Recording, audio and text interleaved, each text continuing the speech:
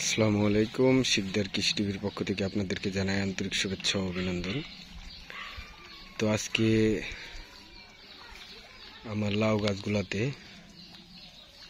সার দিব, আমি জৈব সার দিতেছি। তো আমি বেশিরভাগ জৈব সার ইউজ করি, কারণ আমার বাসায় খাওয়ার জন্য এগুলো আমি রোপণ করি, খাওয়ার পরে যেগুলা থাকে ওইগুলো বিক্রি করি। তো এই কারণে সবসময় আমি জৈব সার দিই।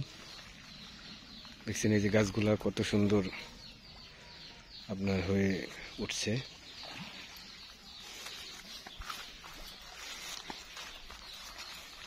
এই যে দেখেন আজকে ওরা চারপাশ পরিষ্কার করে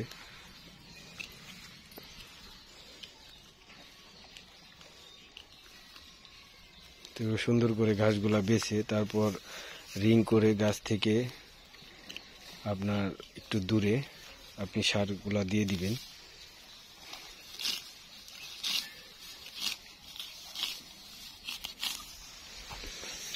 এই যে দেখছেন গোবরের ভুসি, এগুলাই আমি দিই।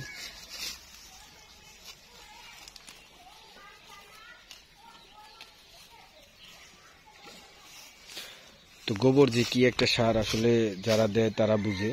তো এটা অনেক কাজে আসে, আর গোবর দিলে আপনার গাছে ফলনও আপনার অনেক ভালো হয় আর অনেক ফলন আসে।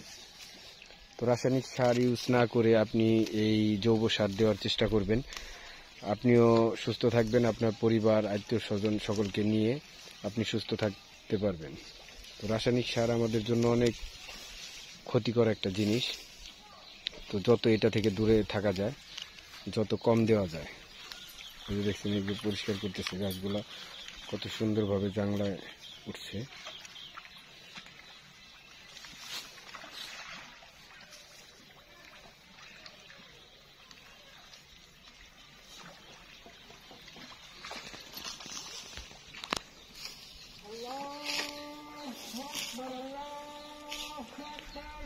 দেখছেন কত সুন্দরভাবে ওরা আস্তে আস্তে পরিষ্কার করতেছে। তো এইভাবে পরিষ্কার করে চারপাশ দিয়ে আপনি গোবর দিয়ে দিলে গাছগুলা অতি তাড়াতাড়ি আপনার ফলন দিবে।